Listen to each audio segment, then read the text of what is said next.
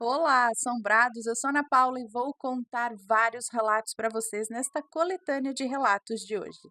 E aí, tudo bem? Eu espero que sim, que esteja tudo bem. Já vou pedindo para você deixar o like no vídeo, não se esqueça da loja assombrada e se ainda não é inscrito, se inscreva no canal, ok? Então vamos lá com os relatos de hoje desta coletânea, lembrando que todos os nomes de todos os relatos já estão trocados, ok? Então vamos lá para o primeiro que é este daqui, Vizinho Lobisomem. A gente não teve um relato esses dias? Tinha o mesmo título, né? É uma moça que nos conta. Olá, Ana e assombrados, tudo bem? Eu moro no Rio Grande do Sul e esse relato aconteceu na minha infância, quando morei numa cidadezinha do interior. Como já mencionei em relatos anteriores, os meus pais se mudavam muito. Dessa vez, nos mudamos por causa do trabalho do meu pai. Fomos morar no interior, numa cidadezinha muito pequena e com um nome muito estranho, que eu não vou mencionar, né, para não ser reconhecida, pois eu acho que é a única cidade com esse nome no Brasil inteiro. Era uma cidade muito legal para morar. Morávamos numa casa grande, alugada pela empresa do meu pai.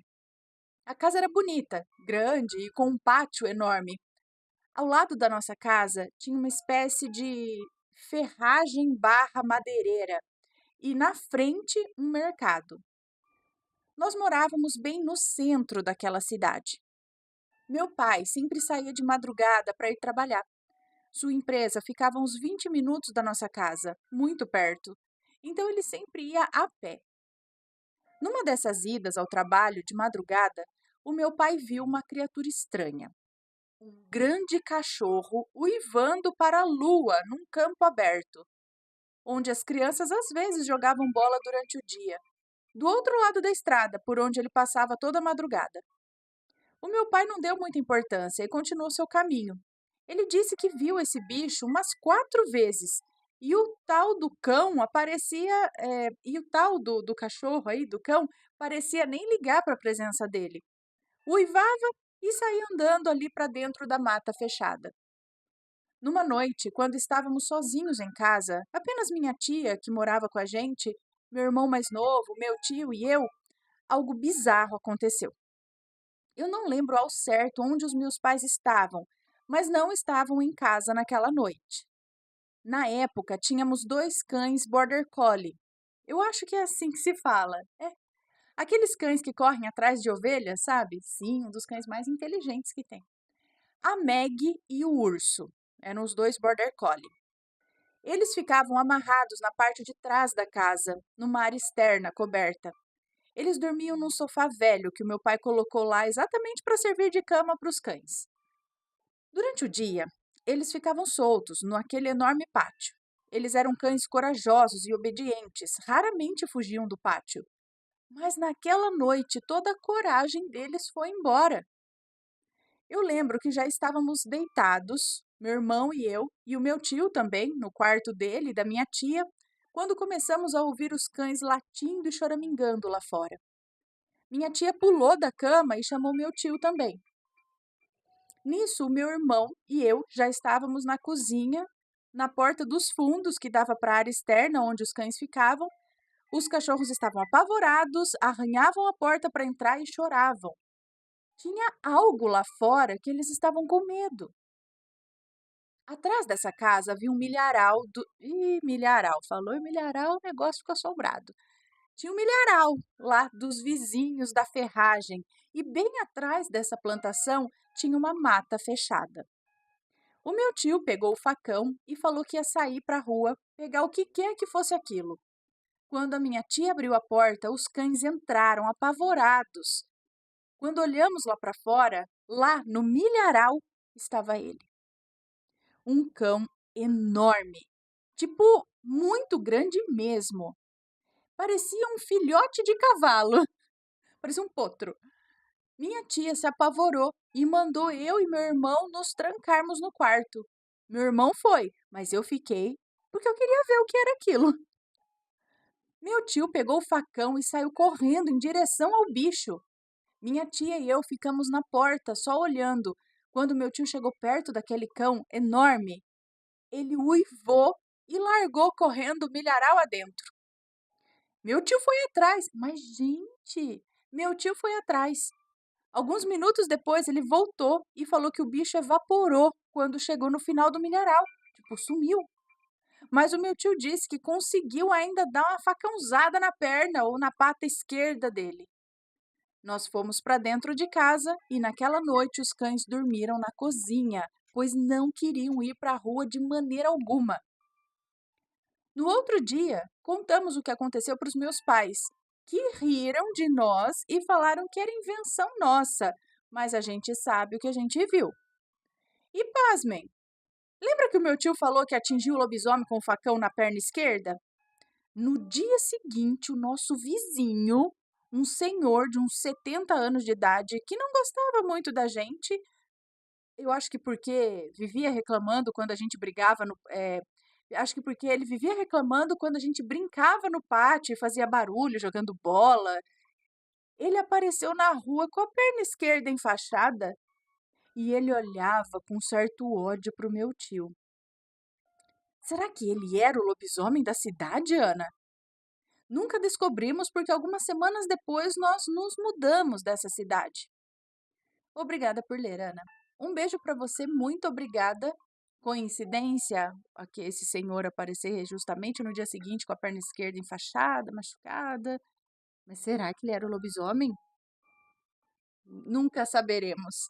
Próximo relato: Trem Fantasma. É uma moça que nos conta este e o próximo relato é da mesma moça, mas este daqui é o Trem Fantasma. Olá, Ana. Eu me chamo Fulana e hoje deixo aqui dois relatos que ocorreram comigo. Ana, quando eu tinha por volta de 11 anos de idade, eu vi um trem fantasma. Tipo, trem fantasma mesmo. A gente só conhece trem fantasma, né? Do circo. Do circo não, do parque de diversões. E aí você viu, de fato, um trem fantasma. Tipo esses navios fantasma, essas coisas. Vamos ver? Bom, eu vi um trem fantasma. Nessa época, morávamos em um bairro que fica entre duas cidades. É, acho que não tem problema, né? Nossa, que nome de cidade! Fica entre duas cidades, Seropédica, é isso? Nunca ouvi. Gente, Seropédica e Itaguaí, situadas na Baixada Fluminense.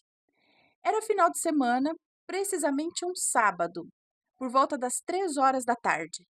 A minha mãe levou a minha irmã e eu para brincarmos com duas amiguinhas nossas que também eram irmãs. Essas meninas moravam numa rua de mão única, estrada de terra batida. De frente para a casa delas ficava uma área verde imensa, com muitas touceiras de bambus e árvores, o que delimitava a margem da rua e o começo dessa área era uma cerca de arame farpado. Nessa época, minha mãe gostava de conversar com a avó dessas meninas, e enquanto os adultos tinham aquele dedo de prosa, nós, as crianças, brincávamos na rua, na maioria das vezes de queimada. No final da tarde, lá pelas 5 horas, era hora de regressar para nossa casa. Lembro que me aproximei da minha mãe, bem no instante em que a senhora Dolores, avó das nossas amigas, dizia assim: Algumas pessoas falam que aí dentro dessa área passa um trem fantasma, mas eu moro aqui há anos e nunca vi nada. Virar o microfone. Eu ouvi isso, no entanto, sequer dei atenção. Passaram-se algumas semanas e num belo sábado, fomos novamente para a casa das nossas amiguinhas. Dessa vez, a minha mãe foi em outra vizinha que morava na mesma rua que a dona Dolores. Recordo que estava sol, um céu azul e brincávamos. Até que do nada eu me arrepiei, dos pés à cabeça. Eu não entendi. Estava calor, não tinha uma brisa suave sequer. Então, de repente, recebi um jato de vento frio. Olhei em direção à área e visualizei de longe uma fumaça preta. Pensei que podia ter algo pegando fogo ali, né? Me aproximei da cerca e surgiu, diante dos meus olhos, uma plataforma com pessoas vestindo roupas de épocas passadas. Eu vi nitidamente, mesmo estando de uma boa distância do local onde estava a plataforma, quando uma Maria Fumaça, um trem Maria Fumaça, parou. Nessa plataforma, que é tipo uma estação, acho que ela quer dizer, uma plataforma tipo uma estação de trem. Nessa plataforma, eu não sei como, mas eu enxerguei perfeitamente uma senhora, usando um vestido preto de comprimento assim longo e mangas longas até os punhos. Em sua cabeça havia um chapéu e perto da gola um broche camafeu. Ela não estava sozinha, levava consigo duas garotinhas. Ana, minha querida, se tudo já era estranho até aí, ficou pior. Com uma nitidez absurda, eu consegui visualizar a menina que ela segurava, eu consegui visualizar a menina e o que ela segurava em sua mão direita. A pequena usava um vestidinho, possuía um chapéu em sua cabeça e tinha os cabelos longos no tom de castanho claro. A garotinha tinha um semblante triste e eu, eh, não, espera. Ela te diz aqui: "Com uma nitidez absurda, eu consegui visualizar a menina que a mulher segurava em sua mão direita". Acho que é isso, ela viu a menina que estava segurando na mão da mulher. Que usava um vestidinho, possuía um cabelo lá. A garotinha tinha um semblante triste e eu, Aninha, senti o que a senhora e as suas filhas sentiam, muita tristeza. Eu sabia a razão da partida daquela mulher. O marido havia abandonado a família por conta de outra mulher. Como eu sabia? Também gostaria que isso me fosse esclarecido. Será que foi uma espécie de conexão? Eu sei que as três embarcaram nesse trem. Confesso que eu fiquei extasiada. Nunca tinha visto uma Maria Fumaça de perto e acho esse trem lindíssimo. Sem ter noção de que tudo aquilo era do nosso plano, eu pensei, quando ele passar por aqui, não, sem ter noção de que tudo aquilo não era do nosso plano, eu pensei assim: "Ai, quando ele passar por aqui, eu vou observar melhor". Pensava em ver mais detalhes dos vagões de passageiros que a locomotiva puxava, vagões diferentes, antigos, né? Esse meu pensamento deu-se pela razão da locomotiva a vapor estar vindo na minha direção. Não senti medo, Ana, apenas curiosidade. Sequer pensei em observar o chão para ver se tinha trilhos. Eu lhe juro, isso não passou pela minha cabeça. Eu estava lá, pregada na cerca, olhando o trem, e as minhas amigas, mais a minha irmã, estavam brincando e rindo, não repararam nada de anormal. Porém, minha expectativa de poder observar melhor aquela locomotiva frustrou-se. Quando, de uma forma surreal, a Maria Fumaça fez uma curva fechada e com uma velocidade irreal, parecia um borrão. Eu acompanhei a máquina subir pelo caminho de onde veio, enquanto em minha mente flashes de memórias explodiam. Eram daquele trem caindo dentro do mar, suas rodas girando sem parar, e ele sendo engolido pela água brava do mar. Era para me causar espanto, algo assim, mas não causou. Depois desse dia, eu cismei que naquele lugar passava um trem. Minha tenra idade não me deixava raciocinar que sequer tinha passagem para as pessoas usarem o bendito trem, muito menos que não havia como um trilho passar por dentro de propriedades alheias. Eu contei para minha mãe sobre o ocorrido, ela não deu muita importância. Perguntei para minha irmã se ela havia visto o que eu vi, e eu fiquei com raiva quando ela respondeu que não. Detesto, detesto, e na minha época detestava ser taxada de mentirosa, sabe? Eu havia visto uma coisa daquele tamanho. Como é que a minha irmã não viu? Bom, passou mais algum tempo e eu não esqueci a tal da Maria Fumaça. Eu tinha a ideia fixa de que eu iria, na primeira oportunidade, ao local que vi surgir a plataforma lá, né? E esfregaria na cara de todos que naquele lugar passava um trem. Lê do engano, Ana. Num domingo, os meus pais ficaram de visitar um casal de amigos. Como nessa região onde morávamos tinha, hoje ainda tem, muitos areais, é isso? O meu pai resolveu cortar caminho. Logo por onde, Ana do céu? Isso mesmo, pela área onde o raio do trem passou. Fui tomada por um rompante de coragem E assim que atravessamos a cerca, eu saí correndo por dentro dos matos e os meus pais atrás de mim, gritando para que eu retornasse. E eu fiz ouvidos moucos, tipo, nem liguei, continuei. Parei sem fôlego no exato local, perto de uma árvore enorme, um eucalipto, para ser mais precisa. Procurei por vestígios, por trilhos, por pedaços de concreto, porque a plataforma era alta. Eu vi a plataforma. Eu não encontrei nada, nenhum resquício. Ana, juro que eu travei. Eu olhei para o meu pai, que foi o primeiro a chegar onde eu estava, assim, tipo, levei aquela bronca, né? Para depois ele me indagar qual a circunstância do meu ato. Hã? Qual a circunstância do meu ato? Respondi que era o trem. E aí eu expliquei tudo. Meu pai, Ana, é médium.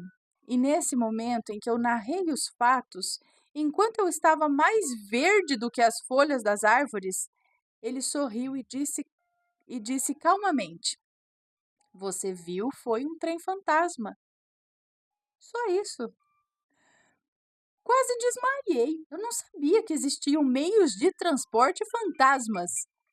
Naquela época onde a internet era para os abastados e que os adultos evitavam falar sobre assuntos sobrenaturais perto das crianças, pode imaginar o meu choque. Eu sei que segui o restante do percurso até a casa desses amigos, com o coração ribombando na garganta e mais gelado do que um picolé. Ainda hoje, quando passo na via principal que liga essas duas cidades, recordo do dia em que eu vi a Maria Fumaça. Será que alguém por essa região já viu isso? Isso tem cara de impressão, não é? Eh, aquele tipo de aparição que não tem interação. É um trecho de algo que aconteceu no passado que fica impresso ali no ar. E isso se repete de tempos em tempos, enfim. É uma impressão ou um tipo de visão. Impressão seria uma visão do passado. Mas por que que ela conseguiu se conectar muito àquela mulher e àquela menina e saber até da história? Talvez por conta da impressão também, não sei. Ah, ou seria outra dimensão. Ah, digam aí, deixem suas opiniões. Eu acho que então o próximo relato é da mesma moça, que é a alma vestida de branco. Era um dia de semana, minha irmã estava na cozinha perto da pia e eu em pé, na porta. Tava muito calor e o dia já estava acabando. Olhei para o céu procurando por nuvens, porque eu desejava a chuva, mas o que vi foi um risco de fogo cortando o céu. Eu achei estranho e atribuí o risco a um raio, mas o barulho, mas o barulho dele cortando o ar não se fez presente. Então, mirei a minha irmã e disse: Eu acho que vai chover. Acabei de ver um raio. Só que não era um raio, Ana. Como eu disse, não teve o barulho de trovão, nada. Então, apoiei-me na mureta da varanda e olhei para o caminho, e o meu corpo gelou instantaneamente, pois eu vi um homem vestido todo de branco, descendo pelo caminho. Para minha surpresa maior, escutei a voz da minha irmã que se aproximou de onde eu estava. Você está vendo o que eu estou vendo? Indaguei de olhos vidrados naquele homem que eu não conseguia enxergar com nitidez o rosto. E ela respondeu mais branca que um palmito. Estou. Do nada, a bonita solta. Vai atrás. Eu olhei para ela e retruquei. Vai, vê se tem cabimento. Me mandar ir atrás de um fantasma? Tá louca? Eu estava sob o efeito da dúvida se era alguém que adentrou o local sem chamar na porteira ou se era algo sobrenatural. Foi então que ouvimos o barulho do caminho de mão. Do caminho, não. Ouvimos o barulho do carrinho de mão no meu, do carrinho de mão que a minha mãe usava para recolher as folhas caídas das árvores após varrer o quintal. Ouvi o barulho do carrinho. Correndo, literalmente, eu fui até ela, minha irmã no meu encalço. Eu acho que eu cheguei tão apavorada que deu na cara que algo não estava bem, né? E eu fui logo perguntando: Mãe, passou alguém pela senhora no caminho? Ela respondeu que não, e eu e minha irmã nos entreolhamos e eu, nervosa, disse: Passou sim! Acabou de descer alguém aqui e passou pela senhora no caminho. Nesse caminho, numa das margens, tinha um pequeno bosque que ficava em direção paralela à casa onde a gente morava, bem em frente mesmo. Era sair de casa, atravessar o caminho e entrar no bosque. Ana, foi aquele desespero, né? Foi aquele desespero. Ah, cadê? Nesse sítio tinha dois casais de Rottweiler. Nesse dia, um dos casais estava solto e os animais eram adestrados para atacar quem invadisse o espaço. Minha mãe saiu às pressas gritando pelo patrão e foi aquela loucura. Nos pensamentos dela, fosse quem fosse ali, deveria ter entrado no bosque, e se os cachorros farejassem o indivíduo, não ia dar bom. Ambos fizeram uma varredura na área social e não encontraram ninguém. Mais tarde, conversando, nós quatro, incluindo o patrão da minha mãe, contei que eu vi alguém descendo na porteira, mas o choque veio quando minha mãe disse que viu. Hã? Como? Mais tarde, conversando, nós quatro, incluindo o patrão da minha mãe, eu contei que vi alguém descendo da porteira, mas o choque veio quando a minha irmã disse que viu. Ah, tá, a irmã, não a mãe. Minha irmã disse que viu também, né? Hoje sabemos que era um espírito saindo de trás do tronco de um flamboyant que ficava na margem do caminho. Foi a confirmação que vimos alguém de outro mundo e que esse alguém passou perto da minha mãe no mesmo caminho. Mas ela não viu, né? Mas era alguém, de fato. É, esse espírito saiu de trás dessa árvore. Quem era esse espírito? O que será que ele estava fazendo lá? Por que, que os espíritos têm muita aparição nessas árvores grandes?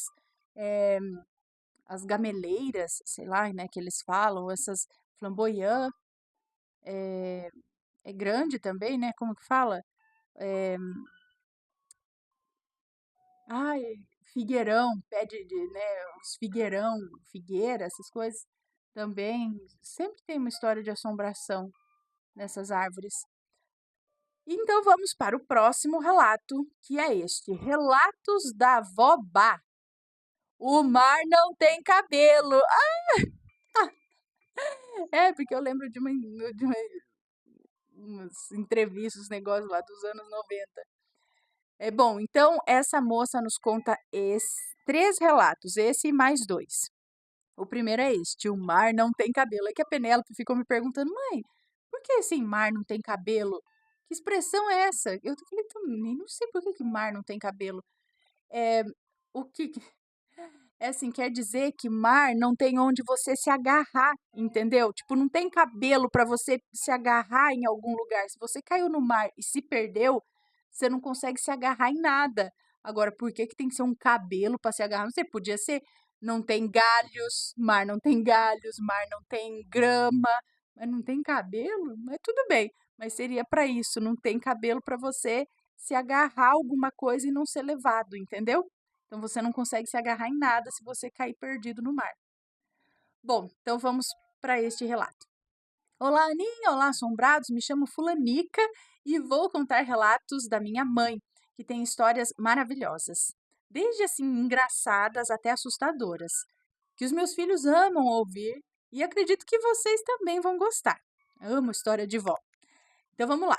Agora é a vó Bá que começa a contar. Beleza, é a avó contando agora. Desde jovem, eu via e ouvia coisas e até conversava com gente morta, achando que estava viva.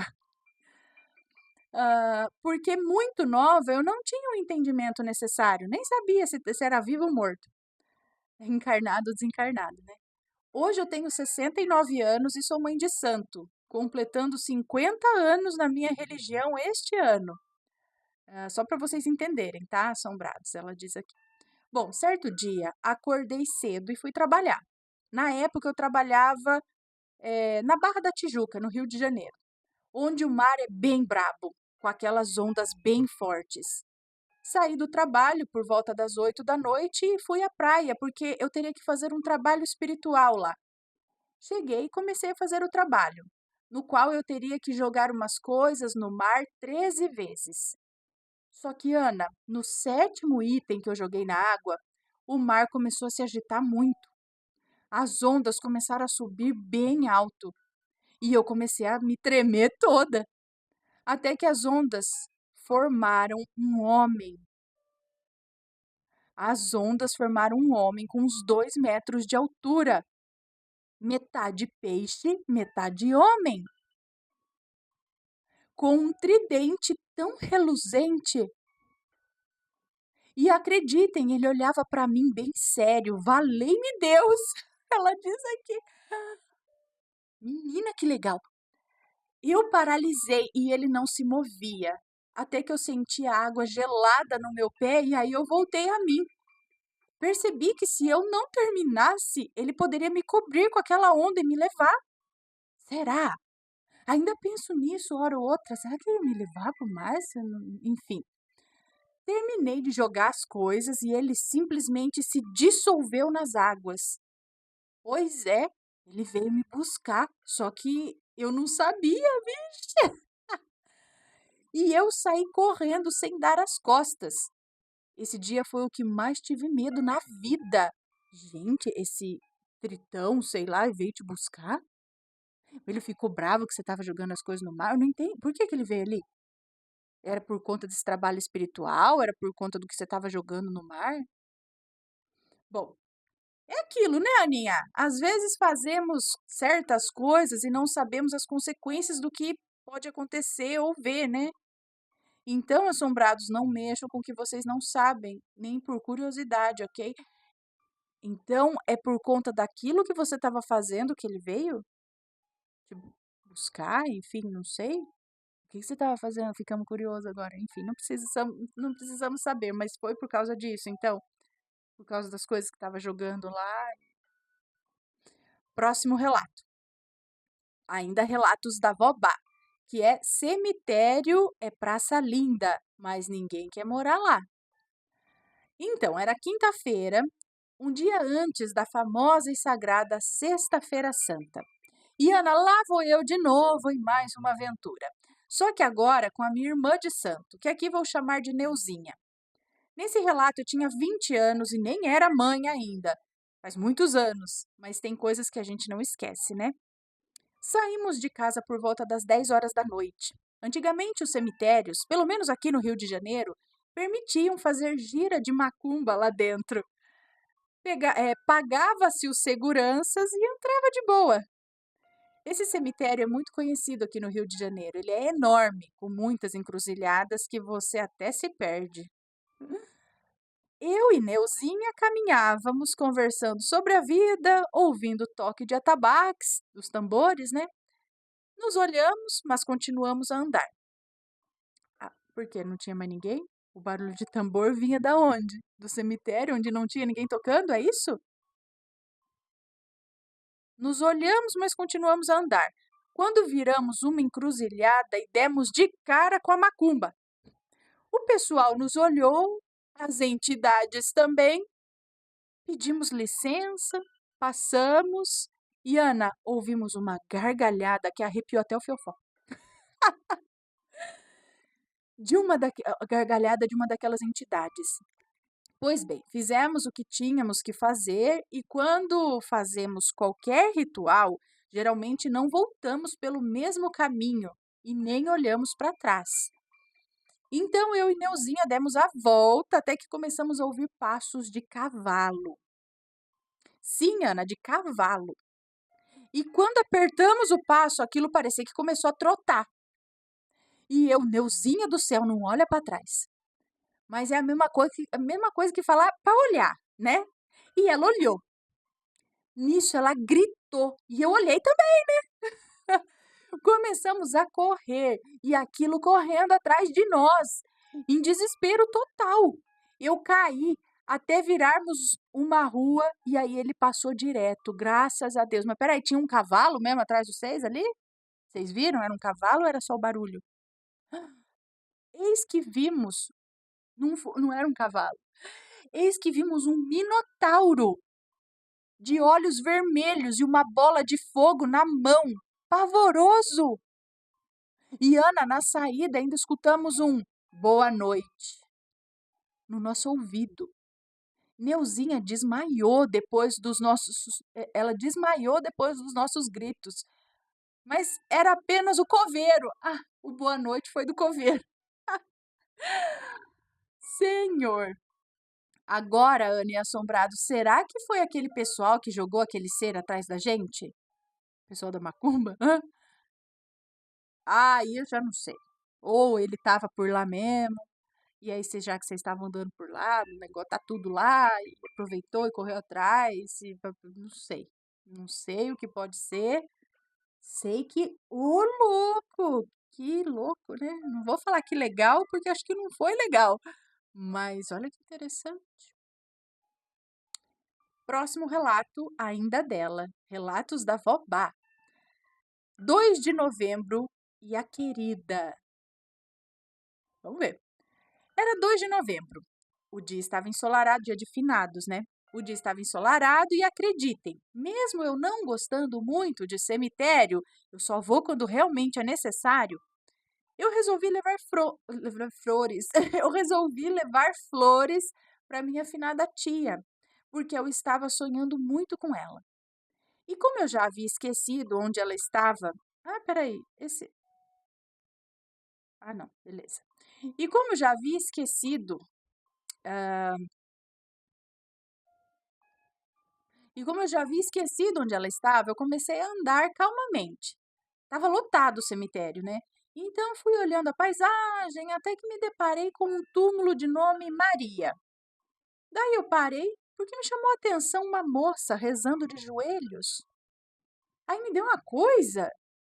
Me aproximei dela e comecei a fazer uma prece. Quando ela levantou a cabeça, o rosto dela estava desfigurado. E ela começou a falar comigo. Você pode me ver? E eu afirmei com a cabeça. Pois é, né? Infelizmente. Não, tipo, e aí eu afirmei com a cabeça. E ela continuou. Você sabe por que que eu tô aqui? E eu disse que não. E ela falou: então por que parou? E eu disse que eu não sabia. Não sei. E aí ela explicou. As almas também rezam. E todo ano, nessa data, eu rezo em várias casas de nome Maria. Casas são túmulos, eu acho. De nome Maria, porque a minha vida foi ceifada muito cedo e eu não pude conhecer melhor a minha filha. Esse era o nome dela, Maria. E este é o dia que ela veio parar aqui, porque um dia ainda hei de encontrá-la, porque ela está aqui. E saiu andando. Ana e assombrados, naquele dia me fez pensar que o filho sempre é mesmo da mãe. O filho é sempre mesmo da mãe, filho da mãe. Eu espero que tenham gostado. Esses são apenas uns de muitos causos da minha mãe, a avó Bá. Obrigada, Ana e assombrados. Um beijo para você, para vocês. Muito obrigada e pode enviar mais das suas histórias. Então, peraí, essa moça, ela perdeu a filha, é isso? Ou ela morreu? Não, ela perdeu a filha também, né? As duas morreram. E ela meio que mesmo depois de morrer, ela se perdeu da filha, de alguma forma. Então, o nome da filha era Maria, né? E aí, todo túmulo que tem um nome de Maria, ela tá lá rezando porque ela quer, tipo, encontrar a filha dela, ou quer rezar pela filha dela. Rosto desfigura. O que aconteceu com ela, será? Que triste, né? Coitada. Ela tinha que ir para outro lugar aí, quem sabe lá ela encontrava a filha dela, mas tá perdida e ainda nessa. É porque o espírito não tem compreensão, essas coisas? A pessoa, no caso, essa pessoa não tinha alguma compreensão, porque aí fica perdido para cá? Bom, vamos para o próximo relato, então, que é este: O Corpo Misterioso. É um moço que nos conta. Oi, Ana, Matheus e assombrados. Tudo numa boa? Eu espero que sim. Ana, minha querida, trago um relato que não é meu, mas eu achei muito interessante. E conversando com o dono do relato, resolvi contar aqui. Quem conta agora é o Paulo, entre aspas, nomes trocados, ok? Um policial também, já aposentado, mas no caso dele foi por acidente. Então agora é o Paulo contando. Olá, Ana, tudo bem? Isso aconteceu em 1994. Antes que duvidem, que falem besteiras, eu quero deixar claro: eu nunca bebi, nunca me droguei e sempre fui bem lúcido. Eu tenho horror à bebida por ter sido uma infância por ter tido uma infância com um pai alcoólatra. Eh, por ter tido uma infância com um pai alcoólatra dentro de casa, né? Então eu já tenho aversão à bebida. Bom, eu só quis me identificar mais e para vocês entenderem, ok? Bom, fomos chamados para uma ocorrência. Era uma festa de 15 anos. Já nos chamaram por conta da briga que já estava generalizada. Era uma festa de gente rica, sabe? E chegamos em duas viaturas. Era briga para tudo quanto é lado, muita gente embriagada, tudo por causa de um som alto. Era a família, convidados e um grupo de vizinhos numa guerra sem fim. O nosso objetivo era parar aquela baderna. E conseguimos. Mas, quando tudo se acalmou, a mãe da menina de 15 anos nos chamou. Ela dizia que não encontrava o seu esposo em lugar nenhum. Segundo ela, ele também estava no meio da briga, mas sumiu. Então fomos procurar. Olhamos a casa, quintal, garagem, até dentro dos carros. E nada. O pai da moça tinha sumido. Procuramos muito mesmo. Já era bem tarde. Só não me recordo bem o horário exato, mas já era tarde. Estávamos no quintal com o restante da família quando ouvimos um grito. Era um grito pavoroso. Era era a aniversariante. Coitada. A pobre achou seu pai já sem vida em sua cama. E foi justamente o único lugar onde nós não fomos. E agora, o que vimos, para mim, não tem explicação nenhuma. Eu vou detalhar o que vimos em cima da cama. Tiramos a família de dentro de casa e subimos as escadas que davam direto para os quartos, banheiros e varanda. Era uma casa muito linda. Era uma casa muito linda. A família tinha muito dinheiro. Voltando ao quarto da moça, que horror! O corpo de seu pai estava todo esticado ali sobre a cama cor-de-rosa, mas não era o corpo de uma pessoa que tinha acabado de morrer. Olha, Deus é mais. O corpo do homem estava todo enrugado, seco, com uma feição de horror, uma feição de pavor. Quando digo seco, era muito seco mesmo. Parecia que alguém tinha sugado sua pele. E seus olhos, abertos, com aquele olhar de pavor, parecia que já era um resto de um corpo seco, sabe? Que já estava praticamente no osso. Eu tive que chamar a esposa dele. Ela ficou bestificada.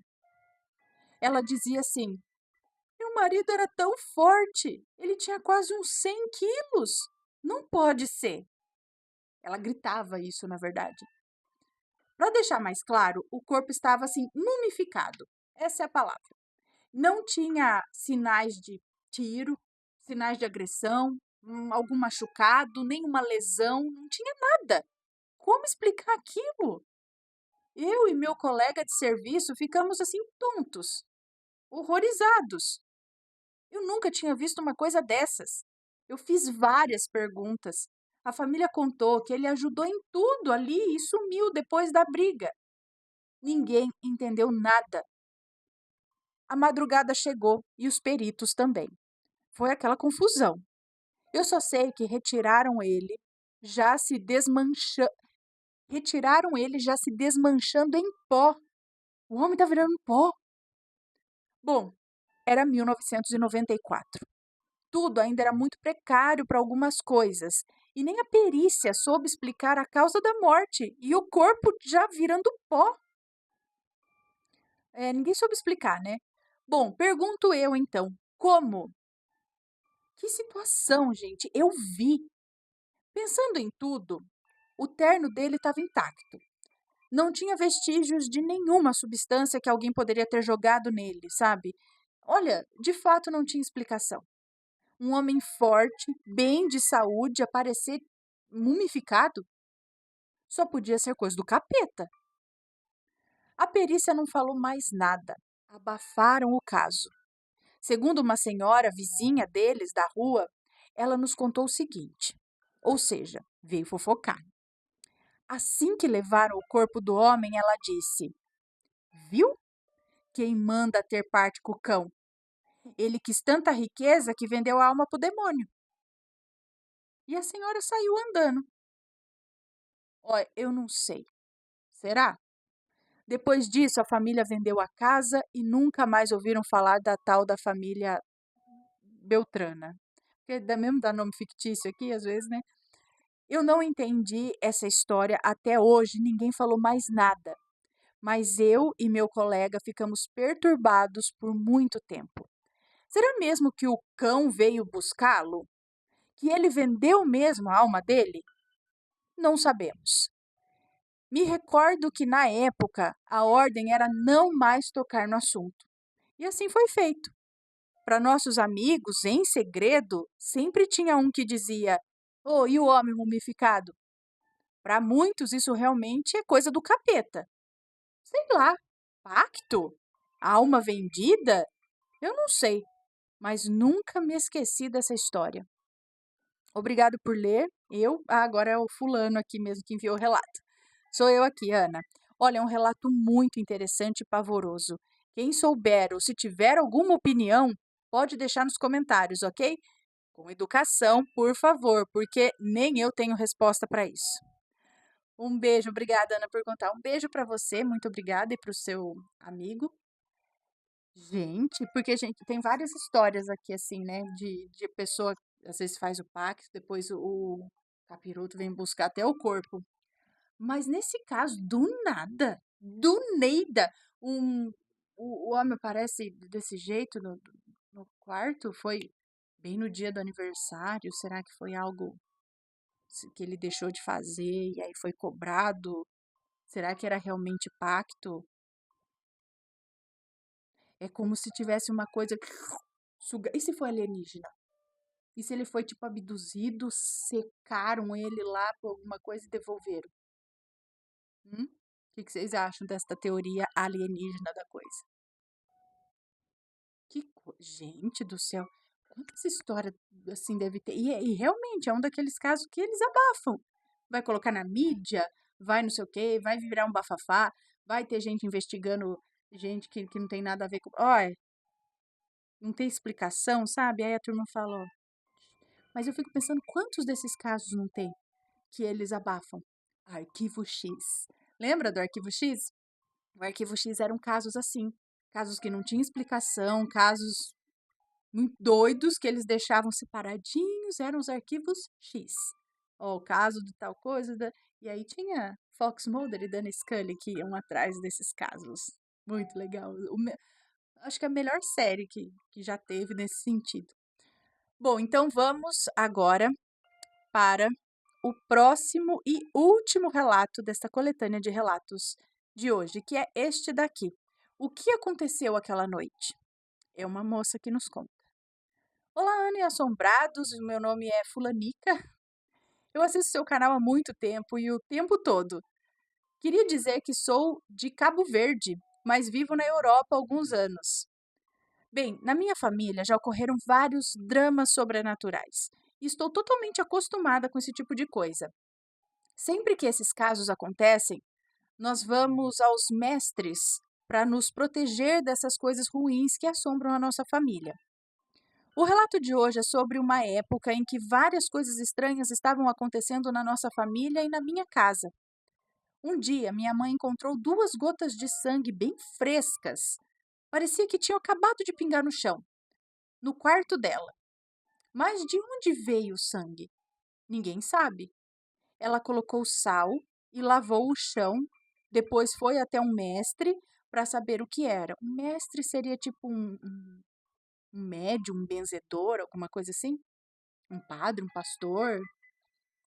Foi para saber o que era. Ele disse que era o vizinho do lado. Morávamos entre dois vizinhos e não tínhamos intimidade com nenhum dos dois.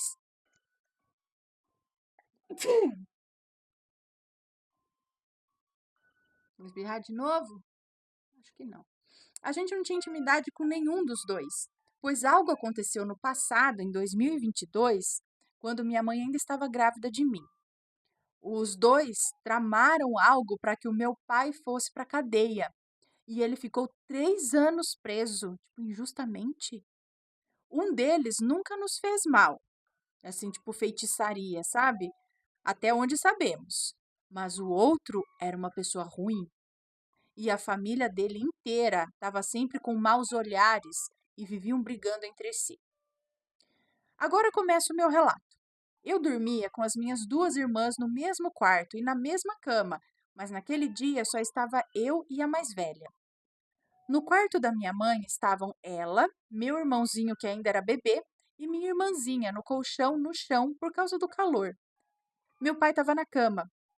Eu e minha irmã gostávamos de dormir com a luz acesa. E era por volta aí da meia-noite ou até mais tarde, eu não me lembro bem, quando senti como se alguém estivesse em cima de mim, me sufocando. Eu não conseguia me mexer nem falar, estava lutando por dentro, tentando pedir ajuda à minha irmã e senti algo pegando bem forte no meu braço. A primeira coisa que fiz foi levantar e apagar as luzes do quarto. Até hoje eu nem sei por que eu fiz aquilo. Voltei a deitar na cama, mas eu não me sentia bem. Então eu ouvi a minha mãe na sala falando: Quem está aqui? Saia da minha casa. Eu e minha irmã acordamos e fomos para a sala. Minha mãe disse que tinha algo no quarto dela, a sufocando e tentando mexer com ela e com meu irmãozinho. Contei para minha mãe o que aconteceu comigo também. E a minha irmã, que estava comigo, disse que também se sentiu sufocada e que alguém estava em cima dela, tapando a sua boca, impedindo ela de gritar. Meu pai tem um espírito forte e não sentiu nada. Eu não preciso nem dizer que não conseguimos mais dormir. Ana, isso foi algo muito forte. Eu senti, tinha marcas de dedos no meu braço e eu sentia muita dor. Foi uma experiência e tanto.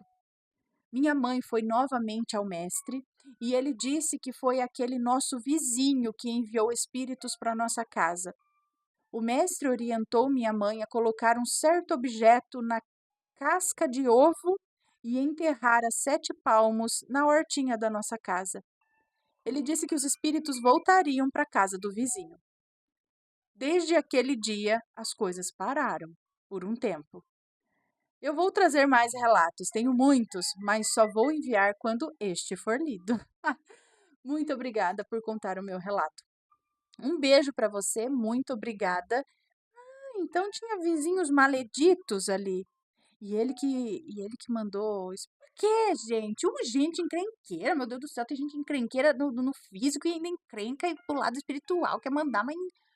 Ai, que canseira. Ai, gente, vai viver a vida, né? Larga a mão dos outros, vai viver, fazer coisa pro seu crescimento aqui na terra, espiritual, sei lá, vai viver tua vida, cuidar da tua vida. Fica enfutricado em fazer coisa ruim pros outros. Ai, não dá pra entender. Ah. Bom, tomara que tenha também penado lá com os espíritos que mandou que tome de volta. Ai, ai. Bom, pessoal, esses foram os relatos de hoje. Eu espero que tenham gostado. Um grande beijo para vocês. Se tem uma história parecida, alguma história aí sobrenatural, envie o relato pra gente, ok? E se for comentar, que seja sempre com respeito. Um grande beijo para vocês e a gente se vê num próximo relato. Fui! Tchau, tchau.